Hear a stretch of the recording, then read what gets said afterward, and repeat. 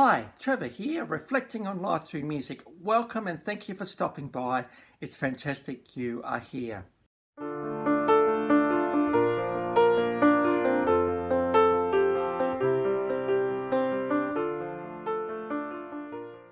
Well, I trust you enjoyed my last video on iconic pioneering hard rock band Deep Purple, and through their song Smoke on the Water, which has got that guitar riff in it.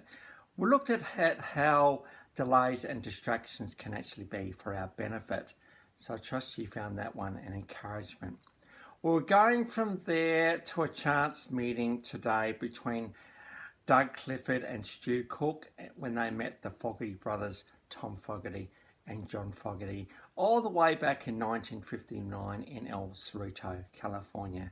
I thought, well, we might be onto something here, and so the Blue Velvets were formed first between 1959 and 1964, and they had 6 singles. And then they thought, let's change our name, and I'll just call the new band the G's, just for cultural sensitivity, I'm thinking. Between 1964 and 67, there were 23 singles, so well and truly establishing songwriting credit at that point. Of course, we know John Fogerty is American music royalty. And then it was in 1967 that they had another name change, and this would be the name that they would become a world force through Creedence Clearwater Revival. Very much blues rock, swamp rock, roots rock, southern rock, country rock, blue-eyed soul. Very simple but very tight. Incredible vocals by John Fogerty, incredible songwriting and incredible harmonies really by these boys made these guys such a compelling act. Just the 4 of them, but the sound they put out was pretty full on. In fact, the sound was so big that these guys were the headline act for Woodstock, the iconic music festival in 1969. So if you're the headline act for Woodstock, think about all the other people were there, including Jimi Hendrix and the like, and Bob Dylan even, being a headline act for such an iconic music festival just shows how well these guys were regarded.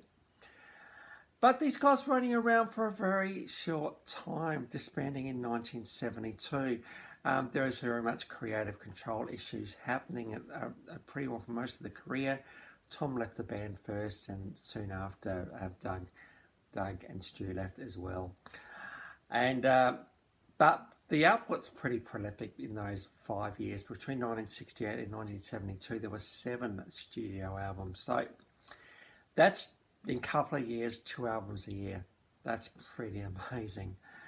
29 singles, and since the disbanding, obviously, because CCR, as they're known, have made such an indelible mark on American music. There's been a few compilation live albums since that. Now, it's estimated CCR have sold around 30 million albums in the USA alone. So, and so very significant really for such a short space of time. In fact, they had 10 singles in the top 10.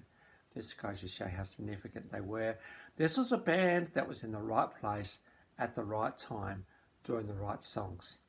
And, they just hit that period of time in the late 1960s when the Cultural Revolution was happening, that they just really tapped into that culture so well. And that's why they were so successful. Now, there's a few songs you can think of when you think of Creedence Clearwater Revival, and I was thinking, songs like Down on the Border and Proud Mary, but I thought the song I'd actually have a look at today was Fortunate Son. This came off Willie and the Poor Boys album from 1969. Now, this is one of those songs with angst, and John Fogerty in particular making a real statement to the world here that I am no rich man's son. I am me, I am real, and I'm just going to be myself. I don't need politics, I don't need fame, even though he became quite famous and probably wealthy as well. That didn't detract from the fact that he had roots very much in all of those rocks I mentioned earlier. And really what we're talking about here today is this thing called integrity. Now, for someone to stand up and sing a song such as this one, the life really has to stack up to that, or else it's a bit fake. In fact, we talk about pub tests, would it pass the pub test? You could think about the pubs back in the late 1960s. I'm thinking about Creedence Clearwater Revival, and probably this song thinking, well, you know what, yeah, John's a bit of a down-to-earth guy. Now, Creedence did, they play my sort of music, and so, yeah, Fortunate Son kind of stacks up. And I suppose that's why it's been so successful, because it resonated with the audience at the time. But this concept of passing the pub test, we're not talking about just the general kind of, fun sort of conversation. We're talking about when the conversation gets a little bit more stronger, and we talk about a particular issue, and we're trying to work out whether what we're saying stacks up with what's being said. Obviously, in this world today, there are many things that appear that they don't stack up. But deep down inside us, we're kind of hoping they will. But we just kind of know that the human nature is just such it can't be trusted and relied on sometimes when it says things. And so we think, oh, it's just not stacking up, this stuff.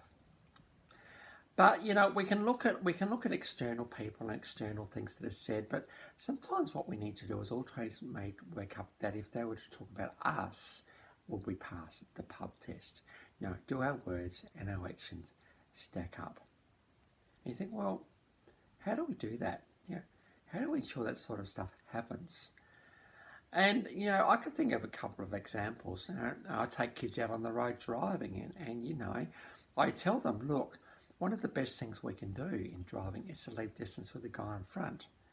And, because you can react, you've got a bit more time to react and all the rest of it. And, if a guy needs to be let in, just let him in. Because, courtesy is a great thing, because the road is one of the last bastions of courtesy. Well, depends where you are, but it's one of the last bastions of people trying to get on and trying to get to the safest place we can, by just being a good road user with everybody else. Obviously, there's always going to be people on the road that don't do the right thing. But the good thing about courtesy is it reminds us that we're not the only car on the road. And if we are leaving a bit of a bigger distance and someone sneaks in there, well, that's okay. You can back off and just leave that distance. In fact, if you want to be totally selfish about courtesy in the road, the last thing you want to be doing is looking at a truck right in front of you. Just leave a bit of a gap and you can see a bit more. Who might have talked about driving though? Because in the mail came a fine today. I snuck through a red light when I probably should have stopped. And so, therefore, me taking learner drivers out but getting a fine, what can we say? There's probably a bit of a situation there when it doesn't pass the pub test, I'm thinking. But you know what? I think it's just important to realise that, I could have stopped when I didn't. And, it's just one of those split moments. And so, therefore, I was always expecting the fine to come. And, of course, I'm going to pay it because, I stuffed up. Let's face it. I do wonder about integrity and where does integrity break down? Well, it doesn't happen all of a sudden. It's almost like one day we've got integrity and the next minute we've got positive integrity and the next minute we've got negative integrity. In fact, there's no integrity at all. What tends to happen, I'm thinking, is it just happens bit by bit. For instance, with this fine I got, I could think, right, okay, well, I'm just going to continue to go down that track. But integrity would say, well, hang on a minute, Trevor, just pay your fine because you made a mistake. Or, little bit by little bit, we might tell a lie. And then what happens with lies, of course, is we've got to make up another lie to cover up the side effects of the first one. Before you know it, you lost track of where all the lies are. Maybe the better thing to do is just to, if you've made a mistake, just come out at front and say, hey, look, made a mistake here. It's a bit of a thing, but I thought I needed to tell you because I need to do the right thing here. Or the other way could be to say, actually, I'm going to just cover it up and hope that we get away with it. That's where integrity grade starts to slip. In fact, some of the biggest failures in the corporate world have been due to lack of integrity and lack of ethics. It's a very slippery slope once you go down it. And before you know it, it becomes so quick and almost a slippery dip and you don't realise that you've lost your foothold on ethics. So very much, integrity doesn't just happen. Loss of integrity just doesn't happen overnight. It happens bit by bit. I think the important thing to realise is that we need to catch ourselves out when we find ourselves, dropping that line a little bit and thinking, oh, I'll just let it go this time. That's where integrity kind of stops. So the best thing to do, I'm thinking, is to try and do the right thing and keep on the right side of things, and that way you haven't got anything to cover up later. And this is certainly what John Fogerty was trying to say when he wrote this song. He's thinking, look, I'm going to try and be a guy of integrity the best I can. And I think because of this stance that he took, not everybody writes songs like this one either. They think, well, I'll just kind of write about nothing. But he actually really drew a line in the sand and said, hey, look, I want to be a man of integrity, and I want our songs to be that as well. And so very much I would have thought John would have passed the pub test with this song. So if the encouragement for anything that comes from this song today is, let's be people of integrity. Let's be people that always do what we're going to say, and not just the bare minimum, but you know what they say? You say you under promise and over deliver. That kind of mentality is a good one, because people will respect you for that. And sure enough, when push comes to shove and you need people to respect you for something, you don't have to work so hard, because you're a person of trust and a person of integrity. If you're in a situation right now, there's no judgment here, by the way, you're flirting with this a little bit, thinking, why I'll just let that happen this time. Perhaps reconsider that. It could be that you've made a mistake and it's actually a quite costly one for your organisation. The best thing you can probably do is to come clean about it, get your facts straight as to what happened and why it happened and all the rest of it. And, if there are consequences, there are consequences. Because if you don't come clean, it's just going to eat you up from the inside out until you don't have any choice anymore. So that's the best thing that we can do. And hey, we are driving on the roads. Let's keep our distance, guys, and let's be a little bit more courteous on the road. We're all trying to get to places in this world, and and get there just by being cool and relaxed about it. And it's just a final comment about integrity. I'm thinking here is that why is it that integrity gets lost is often for financial gain. And so what's the compelling thing about money that gets us to do these things at times? If gain happens through these sources, it's probably not financial gain at all. It's probably going to be a financial loss to you eventually.